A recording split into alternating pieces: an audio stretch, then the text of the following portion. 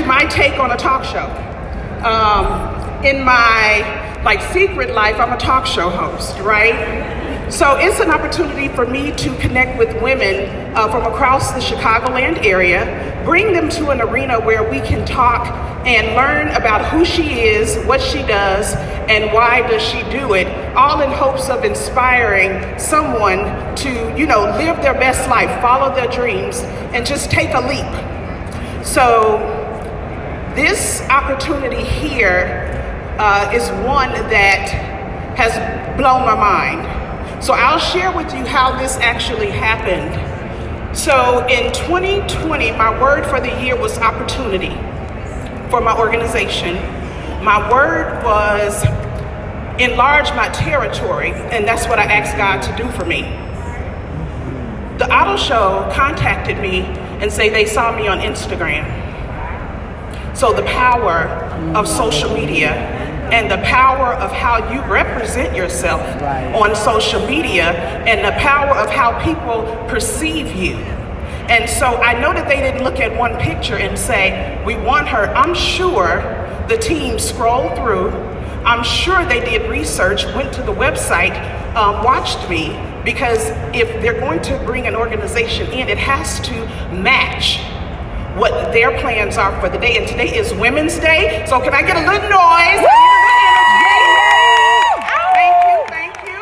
I'm just so excited to have these amazing women up here with me today. I'm so excited that they said yes. The word opportunity is my word. And sometimes an opportunity, you take the opportunity and it may not cost or may not pay you anything, right?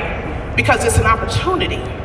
When they reached out to me and said, we have an opportunity for you to partner with us, I thought maybe I had to pay. I was like, well, I don't know, Right. But then I remembered I asked God for the opportunity. I asked him to enlarge my territory, and this is what happened. From me having faith and taking a leap and saying, Lord, you know what? This is what I want. This is what I want to do. This is who I want to do it for. And we're here today just to give you a little insight on who we are, what we do. And we're going to answer the question, what drives her? What motivates her? What inspires her? What pushes her to do the things that she does to make an impact in the community and in the lives of others in which she connects with? So our moderator, Ms. Sarita, she's going to start with some amazing questions. You all will have an opportunity to do a Q&A, and I just hope that you enjoy yourselves and enjoy the She Lounge experience. Thank you. Woo!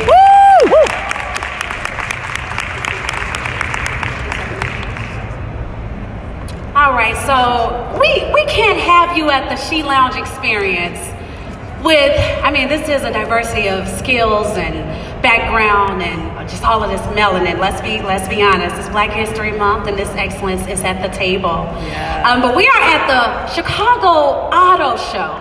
So it only makes sense for us to have a woman in the automotive industry. That would make sense, right? Exactly. So I noticed that we have this stage right here, and then as I stand to this corner and I see straight across from me, I see Chevrolet, and lo and behold, we have a special guest. This special guest is none other than Crystal Roberts. Give it up for Crystal Roberts. I'm gonna let you know who she is as she gets up here to the stage. Crystal Roberts is the general manager of American Chevrolet Inc., located in Hotchkiss, Illinois. Crystal has over 15 years of automotive dealer experience and has held various positions within the Advantage Auto Group. Her focus has been on increasing sales and service opportunities. Under Ms. Roberts' direction, the dealership has improved to one of the top 5 Chevrolet dealerships out of 60 in the Chicagoland and Northwest Indiana area. Yes. The dealership's sales have also increased by 20% to approximately 3,000 new and used car sales annually during this period. Advantage Chevrolet also has improved its standing with the Chevrolet from satisfactory to superior in car and truck sales. The dealership also now places in the top 200 out of 2,000 Chevrolet dealerships nationwide. Since 2016, Crystal has served as the chairperson for General Motors 20 Group of dealers, a group which is comprised of 20 successful General Motors dealerships whose purpose is to analyze and incorporate best business practices within the dealership's day-to-day operations. She is also an active member of the NADA and a graduate of the Dealer Academy. She was featured in Crank's subsidiary publication, Automotive News. The article features some of the unique benefits Ms. Roberts has implemented to employees for improvement of their overall quality of life. Overall quality of life.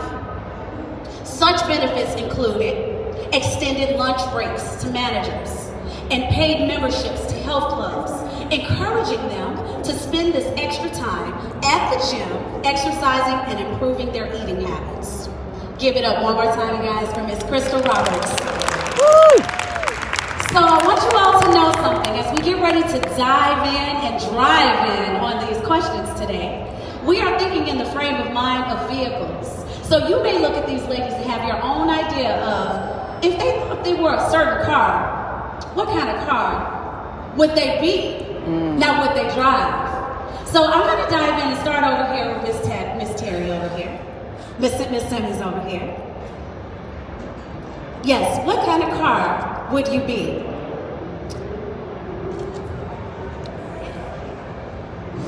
There you go. We can hear you. Good morning. Is this good morning? All right, good morning, everyone. How are you? Good. Okay, that's just for me to get my nerves out, okay? So how are you guys? Good. Okay. The kind of car that I would be and the car that I drive, is a Jaguar. Yeah. And the reason why is because when I'm ready to go, when I hit the gas, I'm ready to go. There you the go. Jaguar gets me where I want to go real quick. I love it. No, So that's you know right. what? We're going to add one more layer to that while we have you and we're in the frame of mind of the Jaguar frame of mind. Who are you and what do you do? So when I think about this question, I don't like to be put in a box or label. I color outside of the lines. I don't play by the rules. I never have. So when they asked me to put together a bio or a media package, my PR person is here, I describe myself as an entrepreneur, a civic leader, and a trailblazer. And the reason why I do that is because, as you mentioned, I grew up in an entrepreneur family. My parents were entrepreneurs, my grandmothers were entrepreneurs, and I am an entrepreneur. And I help entrepreneurs start and grow businesses by providing all kinds of resources through the Women's Business Center in Aurora, which is a part of the Women's Business Development Center out of Chicago that's been around for over 30 years. A trailblazer because I have always done things differently, and I've been the first in a lot of different areas. The first and the only one in my family to graduate from college. The first director of the Women's Business Center in Aurora. The first chair of the board of the Quad County African American Chamber of Commerce. So I like to pave the way for others, especially young women that I mentor through my Exceptional Pearls of Wisdom mentoring program. And I believe that I have to be first for our African American women, because I had so many people that have mentored me and helped me to get to where I'm going. And I want women to know that you don't have to be afraid to do anything. If you set your mind to it, you can do it. Collaborate with people, get the right people around you so that you can be successful, and make sure you have resources that can help you along the way. and a civic leader in my community where I live in Aurora. I mentioned that I was the first female chair of the board of the Quad County African American Chamber of Commerce, but I also serve on a number of boards and in a leadership capacity in a lot of ways. And I'm called upon a lot as a subject matter expert to provide experience, skills, information to those who may need my expertise. So that's who I am. Thank you so much. And is it no surprise that she was first on the mic? I didn't even know all of those first, but look at God. Next, Miss Daniela Coffey. Hey everybody. Come on y'all. Y'all can do better than that. We at She Rocks it. Yeah. Hey. So when you asked me that question, Sarita, and I think that's a phenomenal question. How would I characterize myself? What kind of car? What car? That's what I was gonna say. I love her already. She checking me already, okay? Oh, she's the best. Yes, thank you. What kind of car am I? So I thought about this, and I believe that I'm a Chevy with a Lamborghini engine. Okay. Okay. And the reason why I say Chevy is because I'm the everyday girl. You see, most people drive a Chevy because everybody can afford a Lamborghini. But when you get to know me and you know the person that greater is he that is in me than he that lives in the world, that's a Lamborghini engine. So don't underestimate my exterior because what's internal is the greater one. There you go. So, Wow. Thank you. But one more layer to that. Who are you and what do you do? So my name is Daniela Coffey, and I am a spiritual strategist and a leadership success coach and the proud founder of Women of Faith Entrepreneurs Network, where we teach women globally how to build their business around their faith, not their faith around their business. Yes. Thank you. You're right. So she done took us to church. Okay. Yeah. My car is, if I was a car, I would be the Bentley Bentayga. Okay. Yeah, that's my car. It's the finest of luxury vehicles, SUVs. But not only that, what's most important is that it's the fastest SUV ever built. They did all of the test drives on the runway at the airport, and the only thing that it didn't do was get off the ground. And so, that's when I just get in the plane and then just go. But yeah, the Bentley Bentayga is, if I was a car, that's the car that I would be. And just to piggyback off of what she said, spiritually, who I am, my identity is built into my faith. So my response when people ask me who I am, my response is what Jesus said, who do men say that I am? And men say that I am inspiration. That's not a title that I gave myself. That's not anything that I've ever called myself. I don't walk around with a banner saying I'm inspirational. Listen to me, listen to what I say, I can empower you. No, I live my life like Christ has given me the skill and empowered me to do. And men say that I am inspiration. That's the number one word that people use to describe me. Everywhere that I go. You know what? Let's give her a round of applause. So I came up here so excited to introduce you ladies, and I don't think I introduced myself. You did not. My name is Sarita Love. I'm keeping it brief because I'm long-winded. I'm the founder of Success Junkie. It's an achievement lifestyle brand, and I'm known for personal branding, guerrilla marketing, and guerrilla networking. That's the short of it. I'm so happy to be here with you ladies. This is about she, so I didn't make it about me, so I apologize for that, but that's who I am. And we're going to come over here to Miss Erica Faye Watson, better known as, because rumor has it, you have another cool name. What's the name? Oh, my Instagram name is Miss Pound Cakes. Okay. Oh yeah. I thought we should share that. I know with you have the Christians on the other end, the heathen is here. Miss Pound Cakes is my stripper name. And I don't know much about cars, so I would say I'm any car that a rich man would drive. Okay. That's what I'm hoping for, aspirational. I've been in a car that broke me and drive. But anyway,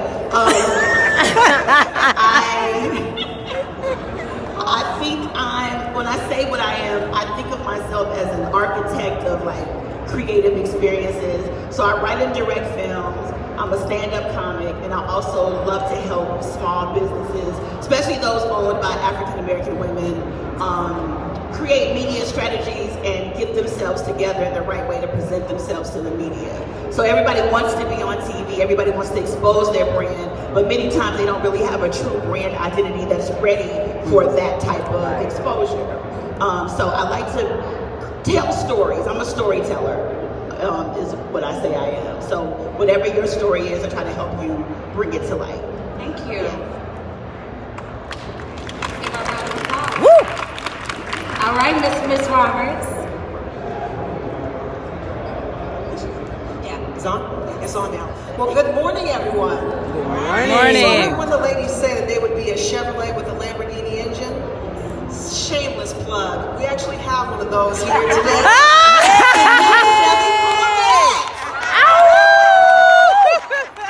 Chevrolet with the Lamborghini engine. That's what my friend is Yeah, working that was too. actually- Oh, really? Okay.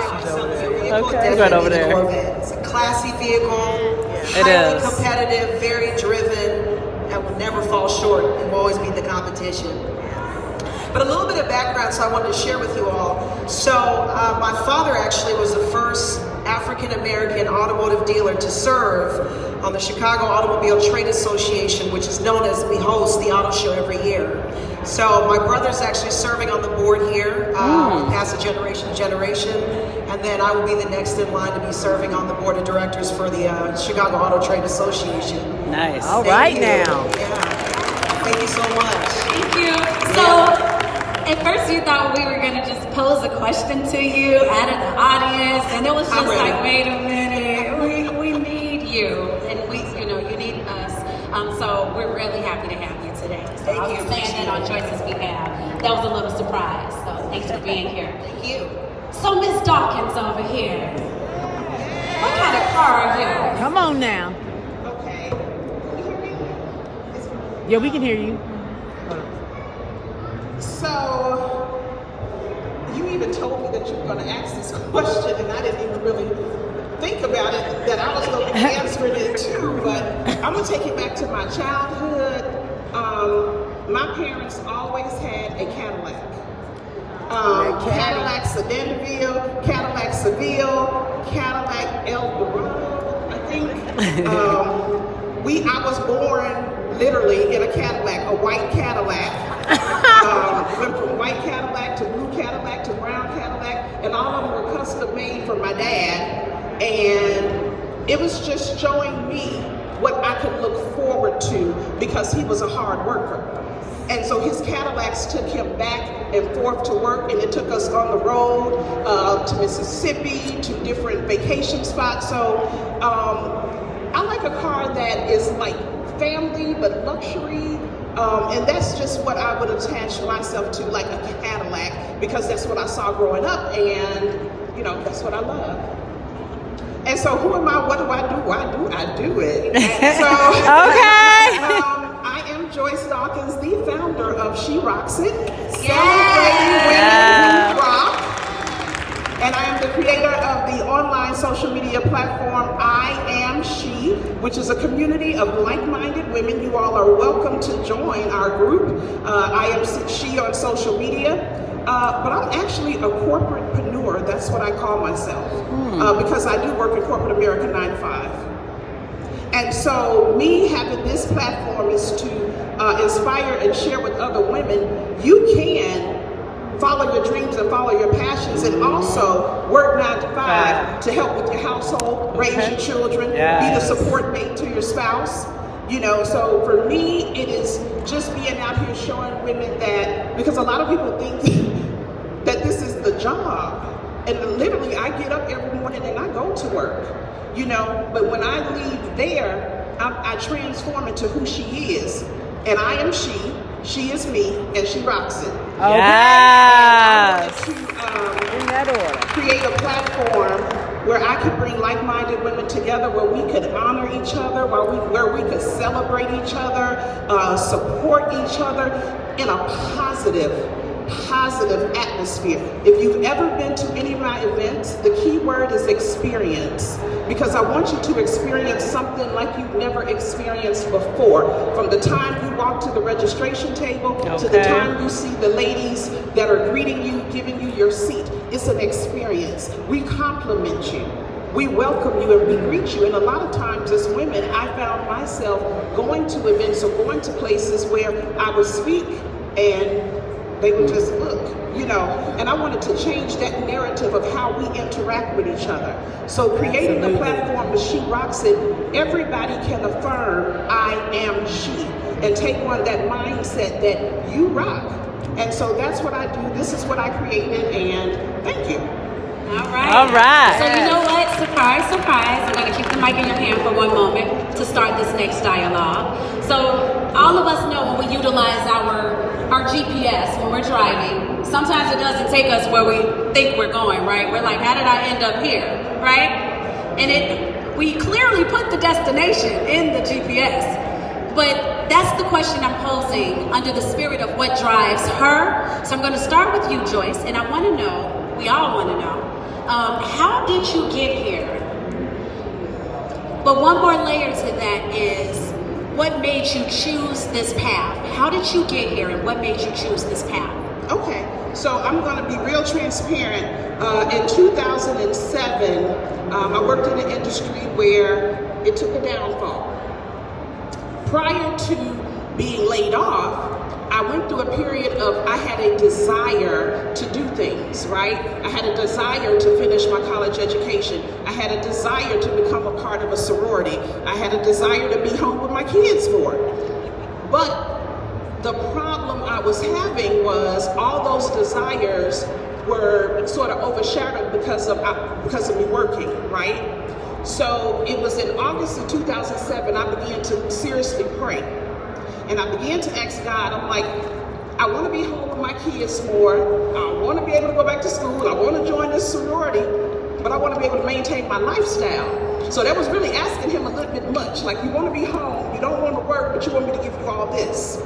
So in November 2007, I was actually laid off. And it was at that moment that I had to think, Lord, is this what I asked for? Right? Because it was 24 hours, and I'm gonna tell you about the leap that landed me here. 24 hours, I get laid off. The next day they call me back. Honest truth. Wow. They said, it was a mistake. We need you to return. And I'm like, okay, this is a joke. Because I done told, you know, I'm like prepared mentally that now I'm laid off. And so I had to go into prayer. And I said, Lord, if this is what is going to get me the desires of my heart, let me wake up the next morning in peace, okay?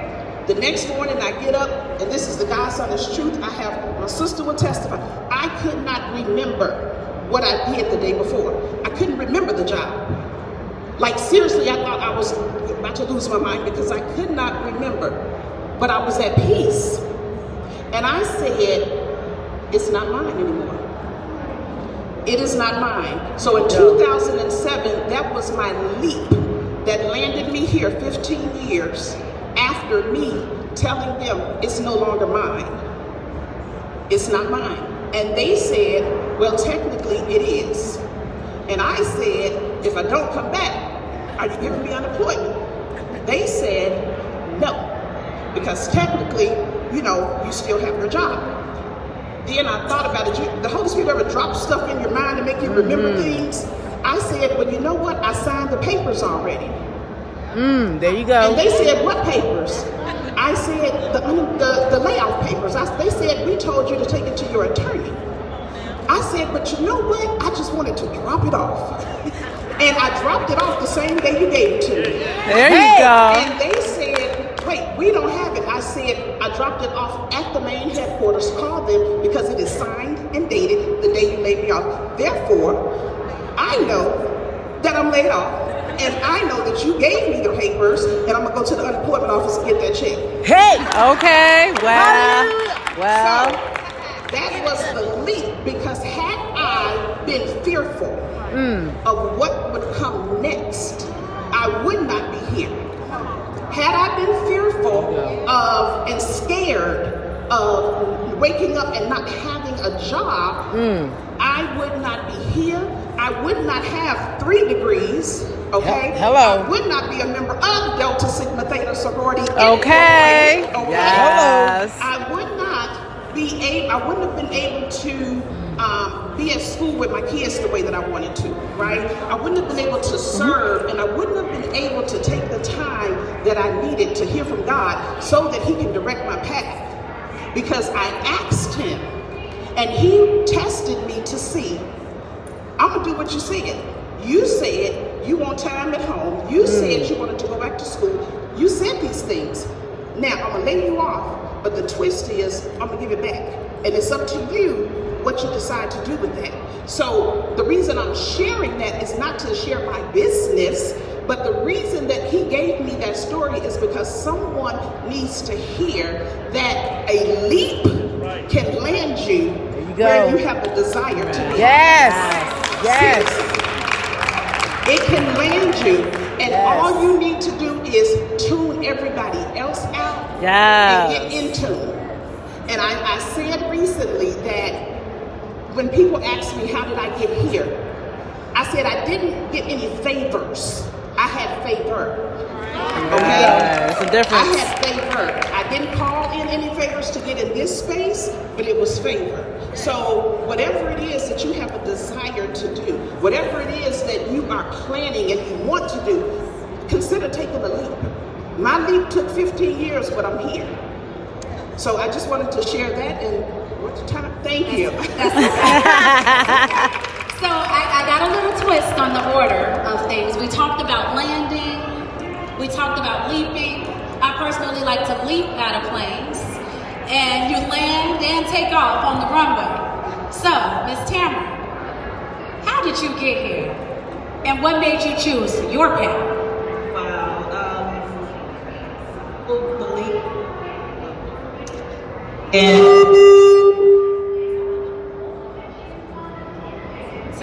even in faith, some people believe in luck, some people believe in, just being prepared and taking opportunities.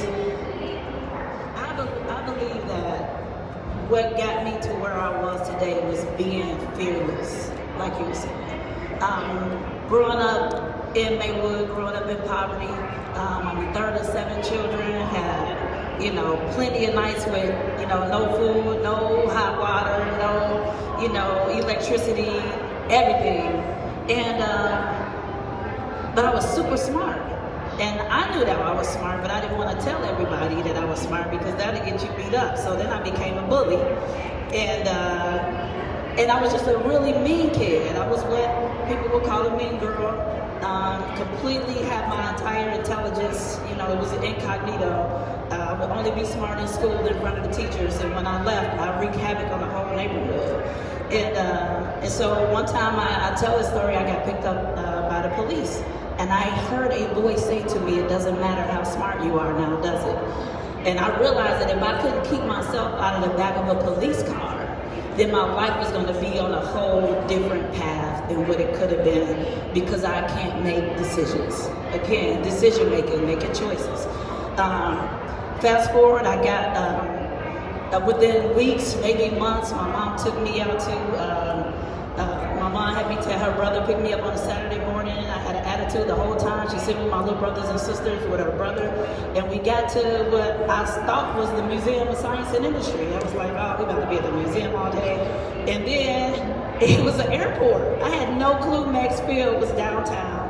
Get there as black guys giving kids airplane rides. And I'm like, where are we? It was Maxfield, the Tuskegee Airmen chapter were giving airplane rides. The pilot took me up, asked me if I wanted to fly the plane.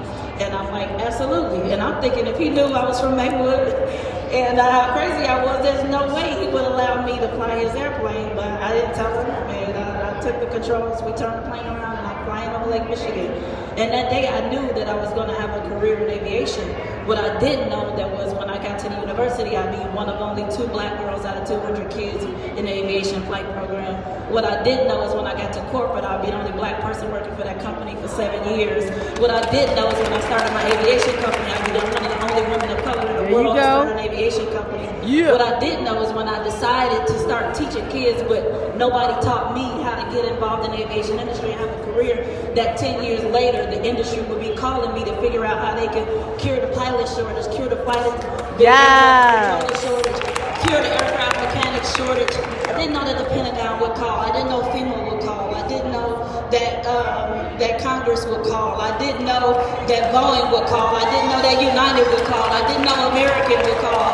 I didn't know. Only thing that I knew is I did everything that everybody told me to do.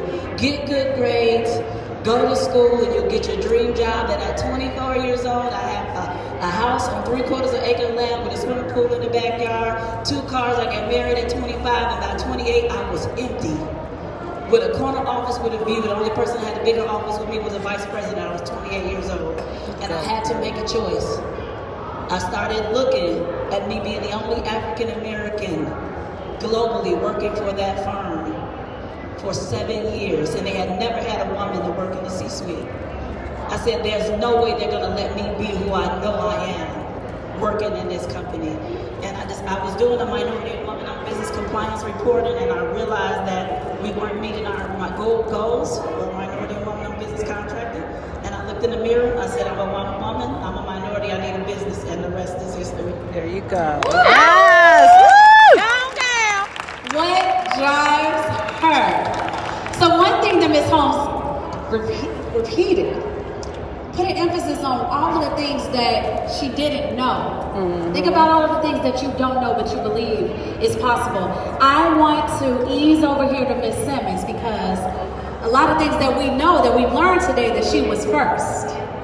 In many ways. Where were you in birth order, Ms. Simmons? Were you the firstborn? No, I am the middle child. Okay. So the same question is posed to you.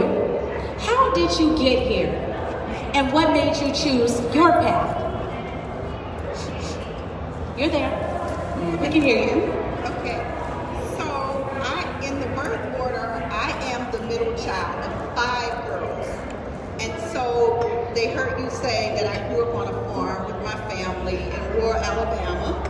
And so being the middle child, there's a lot of distance between myself and my second sister and my 4th sister. So pretty much I was a loner. I was not in school at the same time that any of them were. So I pretty much did things by myself. And so going through that experience, I had to figure out a lot of things. Early on, when I was in grade school, my teachers sought me out to, back in the day where I grew up, the teacher ran the entire class, so you didn't change classes. I want to tell you guys how old I am because I'm older than anybody else here on the stage, but so my teachers would seek me out if they had to go to a meeting. They would leave me in charge of the class. So as I thought about my life, early on, I was brought up in a leadership capacity. Helping my parents run the farm. We did a lot of business transactions because they also worked a job in a manufacturing company. So my sisters and we had a lot of responsibility growing up. And throughout high school, I just became a natural leader, being the first in my family to be involved in any extracurricular activities, the first in my family to graduate at the top of my class. And then as I evolved through life, I was sought out for a lot of different leadership roles. From a corporate standpoint, I worked in corporate America for 27 years. I worked for ComEd for 27 years. And that experience, I started out as a mail clerk. I worked my way up I went into customer service. While I was in customer service, I realized that that's not where I want to be. I'm a leader. I need to be in more of a leadership role. So I decided to go back to college and get my degree while raising my 2 kids with my husband. So I went back to school and I got my undergraduate degree. And while I was working in customer service and ComEd, and I would share with some of my peers, I want to go into a leadership role. And I was told by some people, you're not going to be able to do that. And I've always liked to prove people wrong. So I said, well, watch me. So I went into leadership role in ComEd and I excelled rather quickly. I moved up into a position based upon my performance. And so I ran our meter reading department for the city of Chicago. I was also told I wouldn't be able to do that. So what I learned from that is if you don't open your mouth and ask, you will never know. Nope. So I tell people, and I have a series that I do on this, you don't know what you don't know. If you don't ask, you won't ever know. So what's the worst that you can get? It's no, right? So I learned to open my mouth and ask. And that was also based upon some of my experiences because as I was in the management ranks and I was doing a really good job, I saw some of my male colleagues being promoted above me. But I knew I was doing a really, really good job, but I wasn't tooting my own horn like males do. So I started to toot my own horn and I started to talk about tyranny. So as a result of that, I was given an opportunity to take on a position where I was able to go and look at an organization within our company to build in some efficiencies and look at some cost effectiveness opportunities, some ways to save money. So I was very successful in that role and I was able to save the company over $15 million a year on that project. So after that, they said, well, what do you want to do, Terry? So I said, you know what? I never thought I would have that opportunity. So I decided to go into economic development, a field that I knew nothing about because I am a business major, so I knew nothing about economic development. You heard me say I like to be first. I don't color outside the lines. I don't like to be put in a box. So I decided to go into economic development. I was the only female in our economic development department. So it afforded me the opportunity to do a lot in the community. So as I built collaborations and resources in the community, I started to learn a lot about business and business opportunities, and I built a huge network of resources. So I was in that role for a short period of time, and then I was asked, well, what do you want to do next? I was in that role for about 1.5 years, and I did really well in that role. And I was asked, well, what do you want to do next? So I said, I want to do something more in a governmental affairs type of role, political arena. So I decided to go into what's called our External Affairs Department. And that opened up a world of opportunity for me. While I was in that role and doing the community service that I do in a world where I live, I looked at the fact that there was not a lot of resources for women business owners, especially those who are underserved, African American and Hispanics. So myself and 2 other women business owners and one of the state representatives went to the CEO of the Women's Business Development Center of Chicago, and we pitched the idea to them that we needed some resources in Aurora for women's business owners. Glory be to God, we were able to get one of 2 grants that were awarded in the nation to open up a women's business center in Aurora to serve women. We provide all kinds of resources from helping women get funding for their business. So it's a myth if you think that there's no money out there for women business owners, for African American business owners, but you've got to be ready. You have to do some things. You got to make sure that your credit is pretty good, okay? You have to understand when you're going to banks that you need to have a business plan because they're taking risk with you. So you have to have a plan so they can understand what you're going to do with the money and that if it's worth the risk. And so the program that we initially started was called Scale Up for Established Businesses. that program did so well, we went back to the federal government, got some additional funding where we were able to open a women's business center. And you heard me say that you have to ask, right? So I went to the CEO of our company, ComEd, and I said, we're gonna open up a full-blown women's business center in Aurora. Can I have the opportunity to work alongside that center and get it up and going? She said, sure. She said, I'm gonna do even better than that. I'm gonna pay you for a whole year and let you run that center and get it up and going. And I was floored. No one at ComEd had ever done anything like that before. So when I tell you, you have to ask for what you want, you don't know what you don't know, Right. if you don't open your mouth and ask. So that's how I got here. So while I was working beside other women, I realized I am an entrepreneur by heart. So not only can I help other women, but I can also help myself in the process. Miss Cynthia, that's how I got here. Look, we're ready to follow you on the whole journey. We're ready. I am gonna, for the sake of time, I'm gonna put a little twist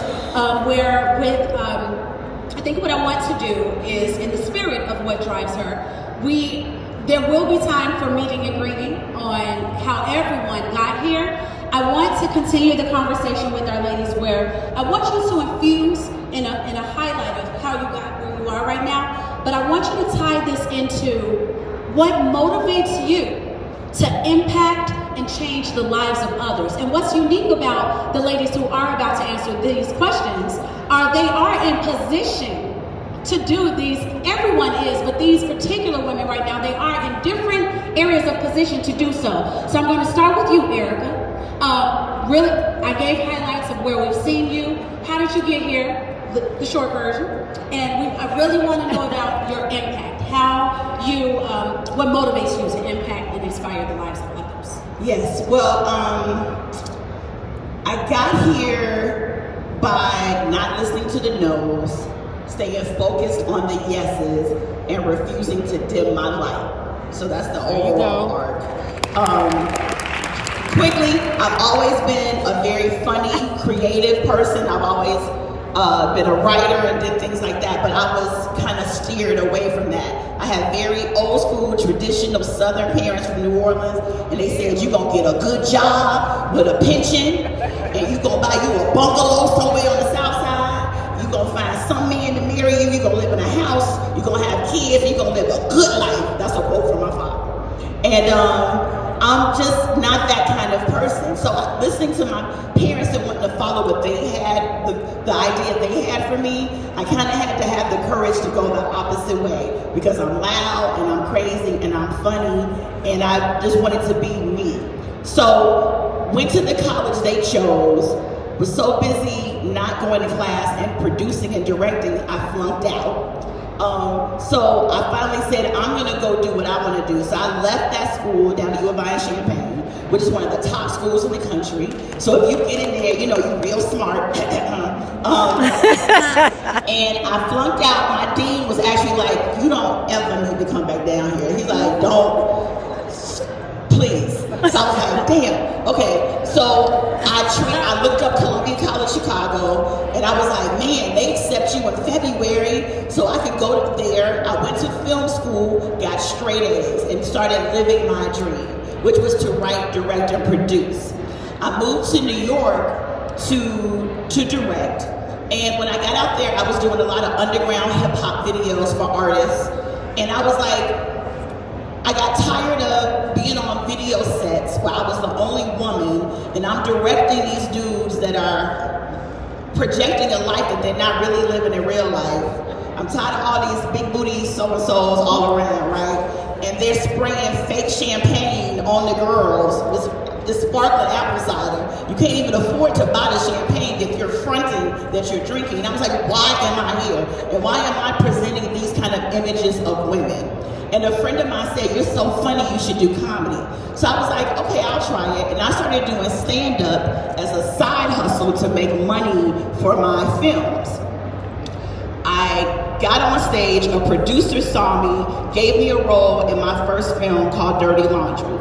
At the premiere of Dirty Laundry, Lee Daniels happened to be, I don't know if you all know who he is, but Lee Daniels happened to be sitting in front of me during the movie. And he turned around, he was like, "Is that you?" And I was like, "Yeah, that's me." He was like, "You funny, I'm putting you in my next movie." And I was like, "Okay, whatever." I just figured he was high or something. So I was like, "He's drunk, whatever, it's good." So then he actually exchanged phone numbers with me, and a couple months later called me and was like, "Get up." I didn't know me. He was like, "Get up, I got a role for you. I'm putting you in my movie." At the time, it was called Push, because it was written based on a book called Push. Turns out it was Precious. Anyway, I got that role. At the screening for that, I happened to be, this is what's important. You never know who you're talking to or who you're interacting with. I was in line at the premiere. Now, I shouldn't have been in the line because I was one of the people in the movie, but I was in line and there was a young black woman standing in front of me. And she was like, "Why are you here?" And I was like, "Oh, I'm in the movie." And she's like, "Well, why are you in line? You should be going where the celebrities are." And I was like, "But I'm not a celebrity, I have a small role." And she was like, "No, you should go up there." So we started talking. Turns out she was an executive for the Oxygen Network. And she was like, "You're so funny and cool. We have a project at Oxygen we're working on. I would love to get your information and talk to you." And I was like, "Okay, great, whatever." She's probably high and drunk too. It's a lot of high and drunk folks in New York. So I ended up on the phone with her the next week, and she's like, "We want you to just come in for a screen test." I didn't know even what was going on.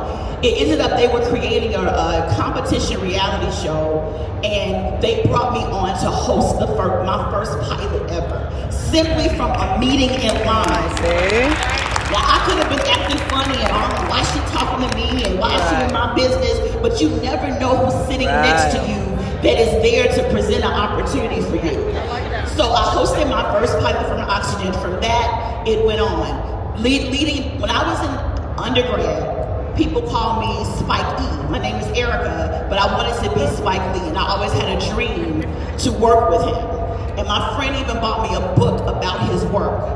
5 years ago, I ended up being one of the stars of his film, Chirac. And I brought my book on set, and I was like, "You have to sign this." He's like, "Nobody in the world has this book." And I'm like, "Well, I have it because I used to be called Spike E when I was younger.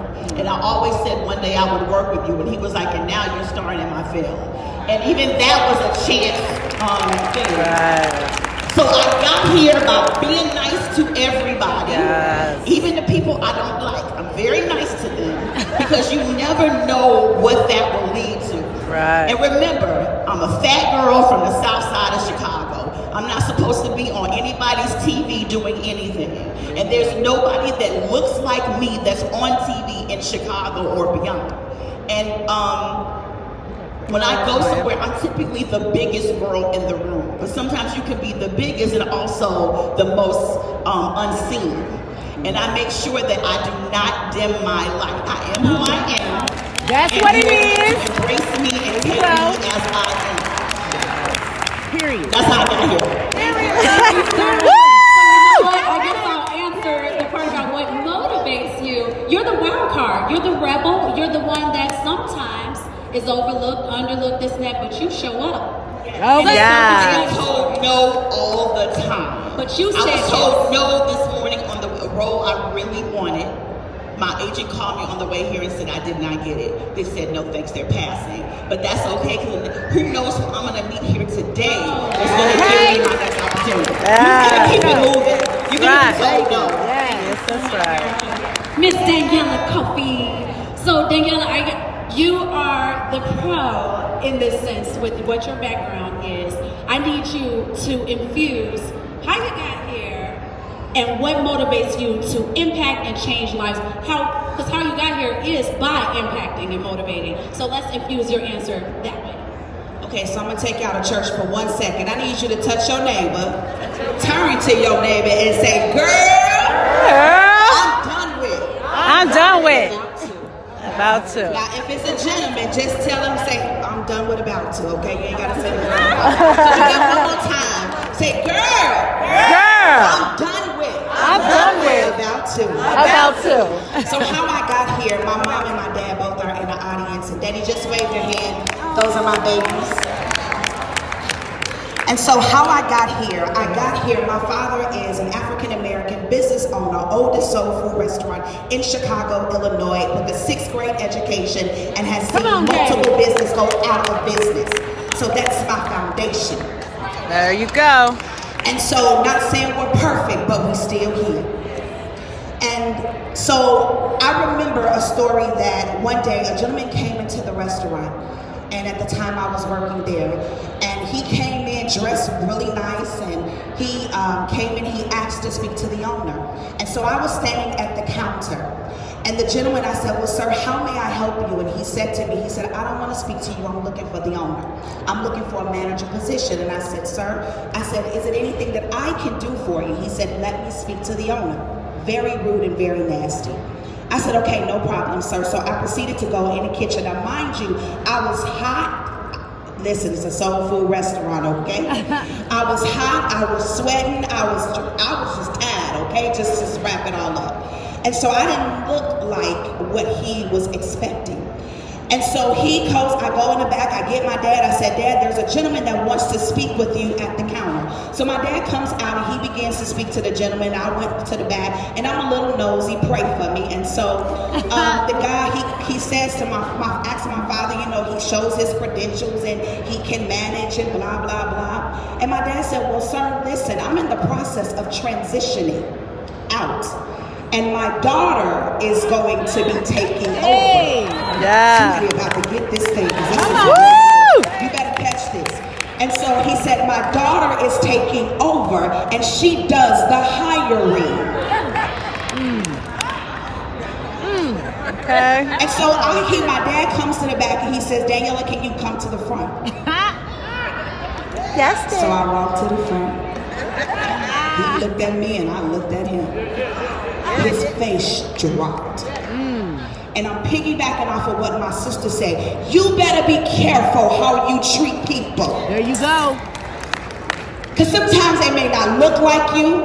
They may not serve us. They may not have the same religion. You got to be careful how you treat people. And so he apologized to me. And I said to him, apology accepted. But as of right now, we're not hiring. Okay, there you go. Because if you treat me like that, Right. I know that's how you're going to treat my customers. Right. And I can't allow you to treat my customers that way. And so how I got here is from a humble beginning.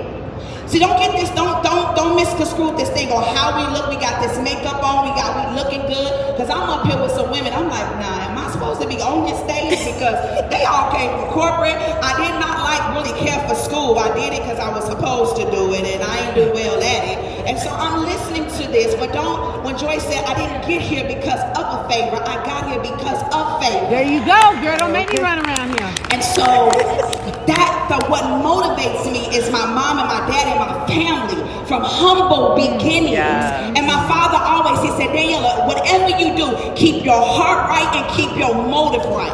I'm so sick of us chasing platforms and we want to get on the stage, but behind the stage, what are you doing? What is your worship like? What does your life look like? Do you have relationship? You got to prepare for the promise and not the position. There you go. Right there, right there, right there. Yes.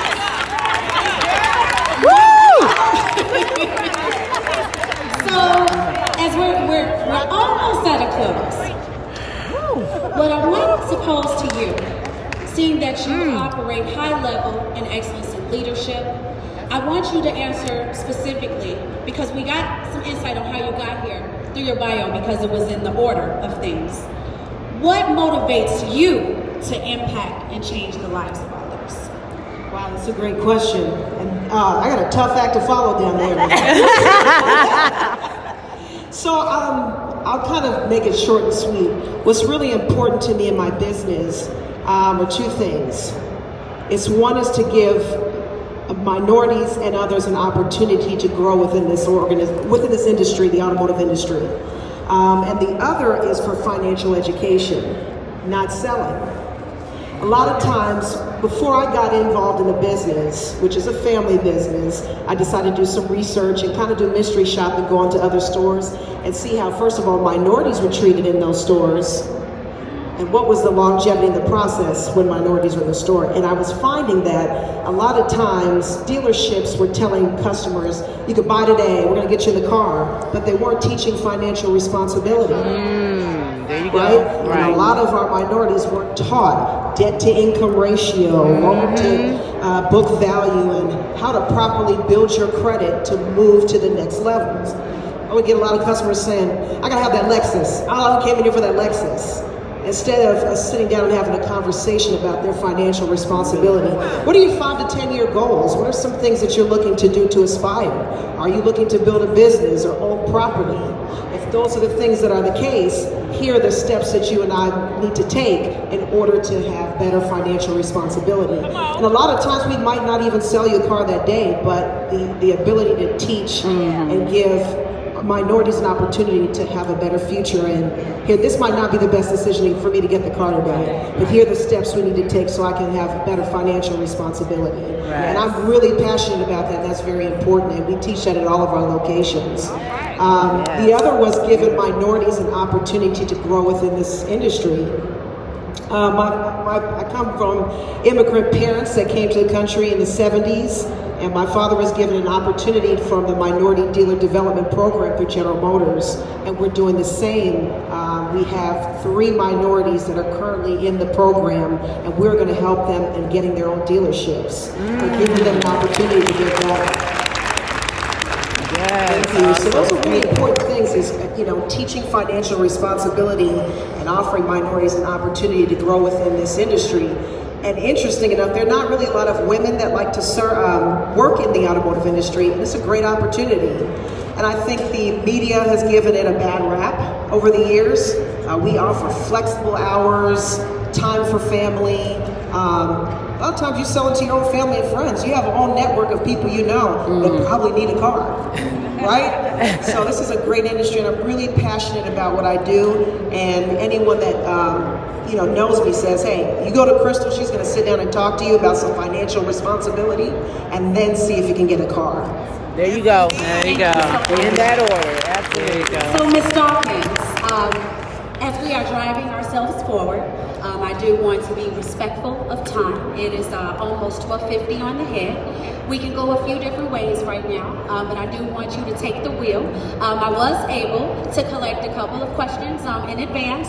So what we could do here is I could pose this question to you, but let me know how you want to I would like to have manage an time. opportunity to hear from the audience, and maybe they have some questions that these ladies and myself can answer for them, because I really wanted to be interactive and have them have an opportunity to participate. So let's do it, Q&A. All right, let's dive into Q&A. If I can have a few of our team members come And if I engaged with you earlier today and you thought about asking a question and you know what that question is now, or you posed a question, flag and let me know. Otherwise, we'll allow this to organically occur. And I was able to gather questions in advance, so I do have one to pose from the floor. And this question, we have an individual. Perfect.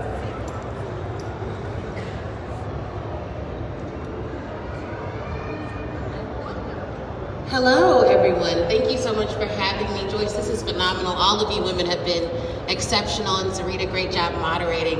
My name is Ashley Kirkwood. I'm the owner of Global General Counsel, which is a law firm for entrepreneurs. My question is for Erica and whoever else would like to chime in. It is specifically, how do you, or what is your opinion of how someone can break into the Chicago media industry specifically? Or is the narrative true that you really need to be focusing on New York and LA? Because I hear that all the time, and I love Chicago, and I am not trying to move. So let me know. But I do get opportunities from New York, and I'm like, it's New York. You know what? I honestly believe that you can bloom where you're planted. Yes, you can. And if you do what you're supposed to do here, New York and LA and Atlanta are going to come calling for you anyway. So for me, I moved to New York because I will say this. There is a different progressiveness and open-mindedness there to over-the-top personalities like mine there. Where sometimes here, they weren't necessarily used to me, but I would go there and I'm kind of really regular. Pink hair is not a big deal in Brooklyn, right? So I went to New York because it's necessary for me, but it's not necessary to move. If you want to have a job on camera, the biggest thing is to prepare.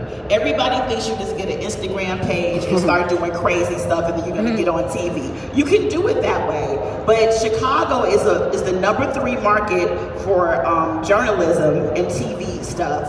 So if they have a certain level of expectation here that they want you to be polished if you're gonna be on TV in Chicago. So that's first, study, prepare. You don't have to go to journalism school. You don't have to, but you probably should take some on-camera classes if possible. Even stand-up comedy classes help, even for those of you all in corporate, to learn how to speak and engage audiences, but prepare and take it seriously if you really want to get in the game of TV. I hope I answered your question. You need a dope demo reel. Yes. And even if that means getting a great camera, your camera phone, and shooting and doing the kind of stories you want, present yourself because you are a brand, and make sure that you network and meet the right people and be nice to everyone in the room. Because the production assistant today is the EP tomorrow. Yep. And I've seen people dismiss a younger person, and the executive producer of the show is a 23. You brush them off, not realizing, like the way the man did you when it came to so shake everybody's hand, network, and networking is not about what they can do for you. It really is about you being of service to them, right? Thank you so Get a dope much. reel. Excellent question. Even great answer. Do we have another question from the floor? So Daniela, my question is for you. You said build your business around your faith and not your faith around your business. So you sparked something with that. Can you just delve into that just a little bit more?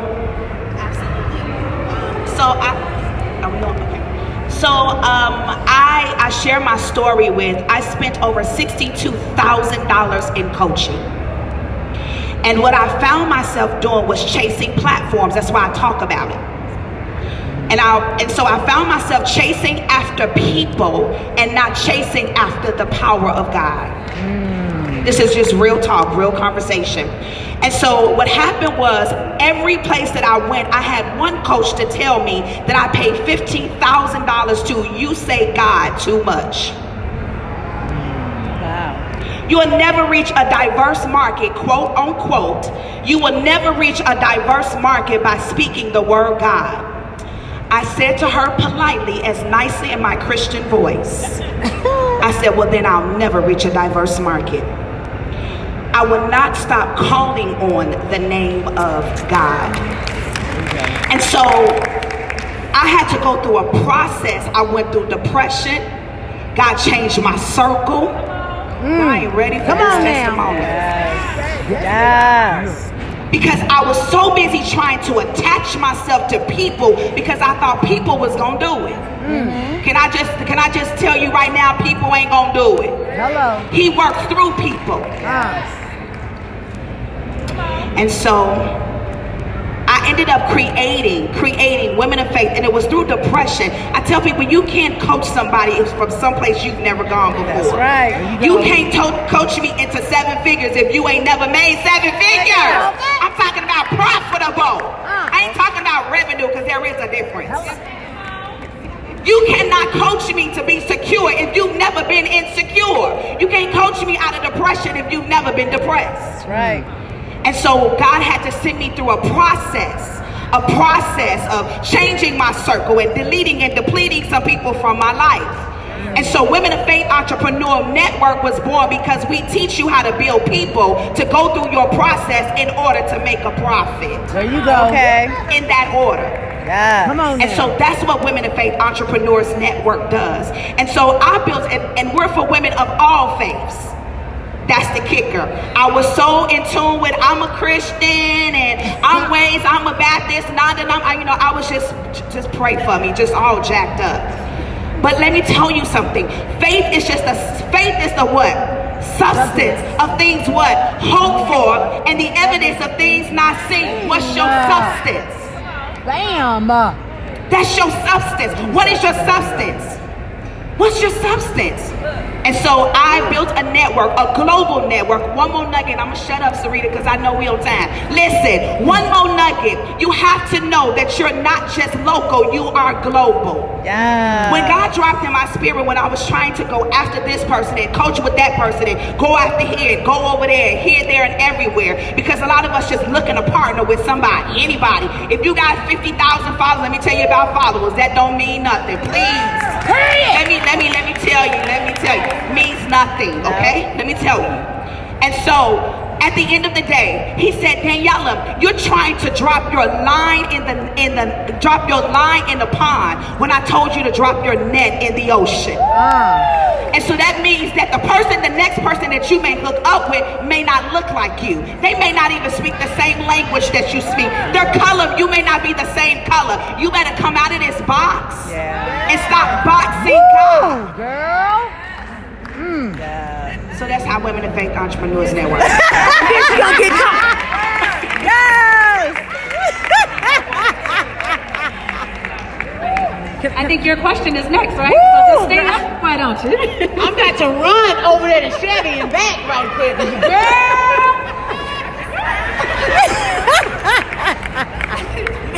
Come on. Okay. Okay, my name is Rachel J, and just anyone who wants to answer, because we live in a society now that's saturated with sexuality. You know, our young girls are looking up to the Instagram models, you know, with the small bellies and the big booties, which I get it, but no, you know, we don't. That's not how you really. Anyways, I'm not going to answer the question. Ask me out. Okay, so how can we effectively challenge our young ladies,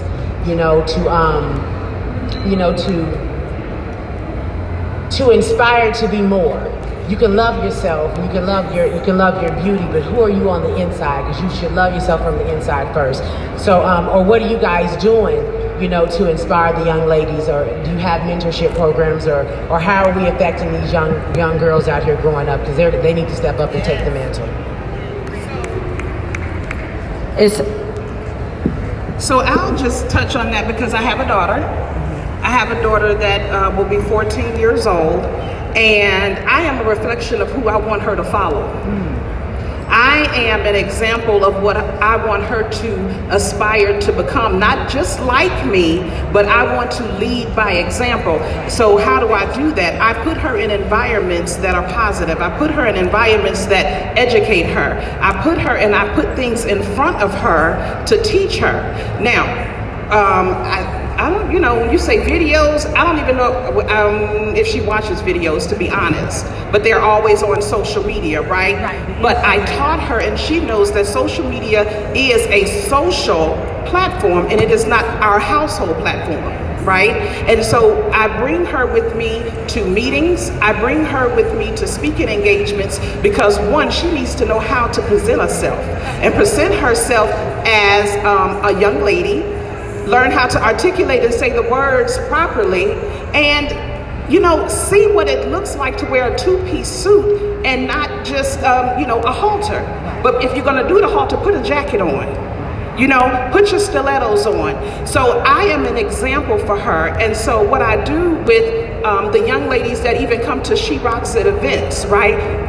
They are welcomed just like the older ladies are welcomed. We give them, words of encouragement, and I put people in front of them that they can admire and that they can aspire to become, and people that are like-minded within their age category.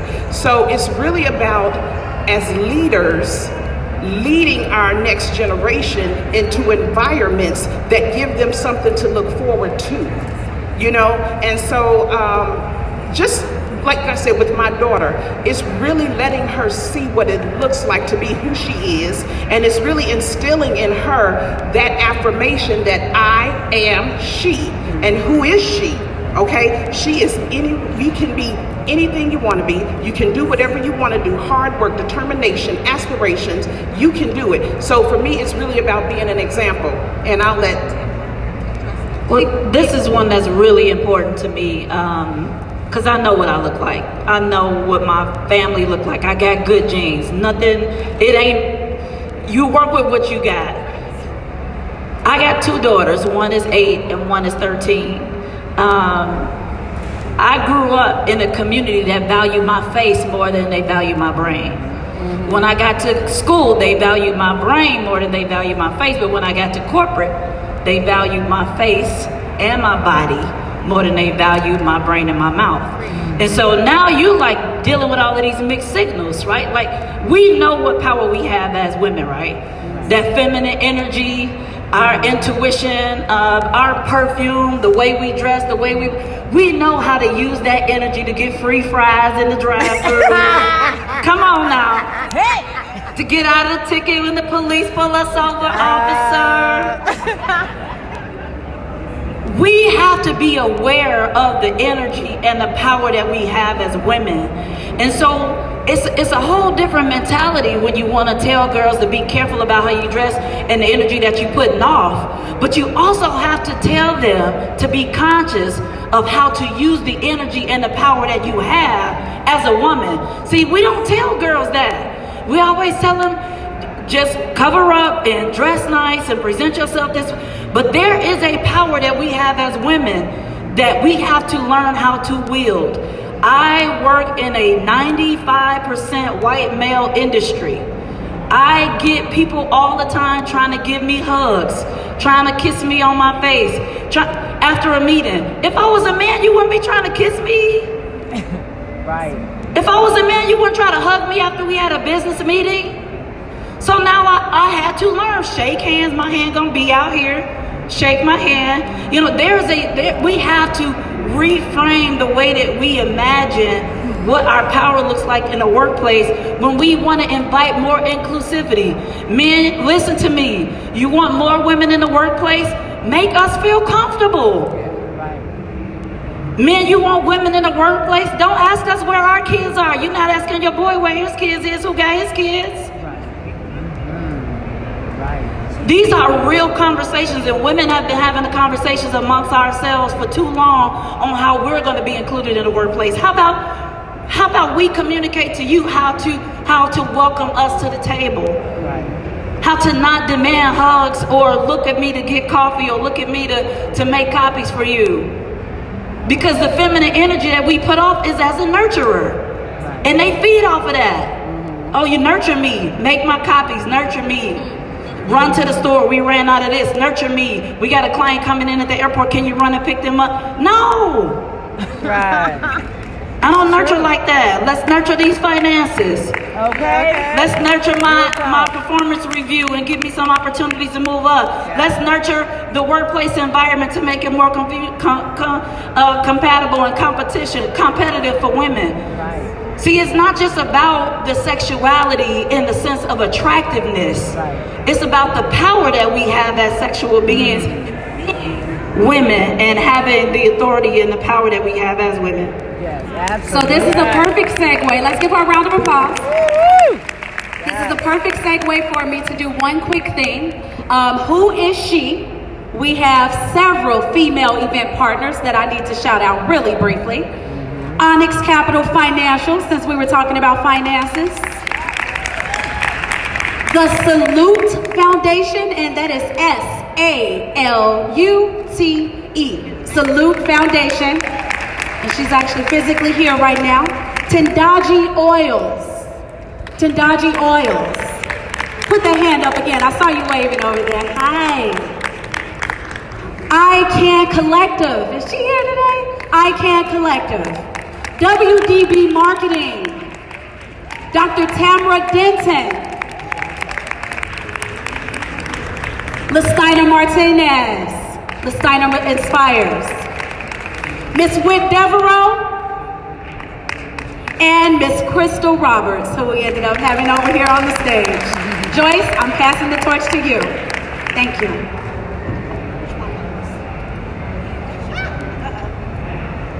Tess? So thank you all. She just named and mentioned some of our partners, and so we do have a raffle going on, and it's not just any raffle. So we do have 2 tickets we're raffling off to the NBA All-Star Comedy Show that is taking place at the CBIC Theater on Valentine's Day. We do have 2 tickets that we're raffling off to a Chicago Bulls game, and then we have a set of tickets that we're raffling off to a Bulls game, but in the Penthouse Suite for you and 2 of your friends. We are raffling off 2 tickets to the 4th annual Celebrating Women Who Rock Awards Gala. And we're raffling off a ticket, a dinner experience at Virtue Restaurant in Hyde Park. So if you purchase a raffle ticket, a huge portion of our proceeds go to help women live beyond their past and focus on rebuilding their future. And so how we do that as an organization is we partner with other organizations to help them mission. So on February 23rd, we are walking a mile in her shoes to raise awareness about the homelessness among women in the Chicagoland area. So I would be honored if you would get a raffle ticket and allow us to just, work with these partners in the community to help the women in the community. So I would just personally like to thank all of our partners who donated these amazing gifts. We also have some She Rocks It logo items. We have our signature I Am She mug. And I'm just so grateful and so thankful. I would like to thank the Chicago Auto Show for giving me this platform. This is absolutely amazing. This is Black History Month. I am Black History. And so I am she. I am so grateful that you all took time out of your day to come here to just be a part of the She Lounge experience. And if you go to our Facebook and all social media platforms, She Rocks It, we have announced our class of 2020 Celebrating Women Who Rock Awards honorees. So they are on our social media. I actually scheduled it to come out at noon. So you may see familiar faces because some of the honorees are here with us today. This is the first time that they will be made public. So you can attend our gala. It is May 23rd at the Bolingbrook Golf Course in Bolingbrook, Illinois. Phenomenal event. Last year we had about 400 women in the building. And so we're praying and hoping for more. Just come out, network with us, learn about who she is. If I can get everybody to stand up and join me in just giving a round of applause for my panelists. For our DJ, can we get a little more house music? For each of you, I hope I get an opportunity to shake your hand. We do have another event that will be taking over this space. So right around 1:30, we want to make sure that we clear this area out, but not until I get a chance to say hi and take a selfie, okay? All right, thank you all so much. Okay, we got an announcement. Thank you so much, Joyce, for everything. One last thing, we didn't want you guys to get away too quickly. If you have a gold wristband, go to the registration table to retrieve your gift bag. Black and gold wristband, go to the back table to retrieve gift bag. Black and gold to the back table, gold to the registration table. Thank you so much and continue to have an amazing day, you guys. Yes, if your wristband has any black and gold on them, go straight to the back. If your wristband is just a regular and you get a bit right, go to your right. Thank you all so much.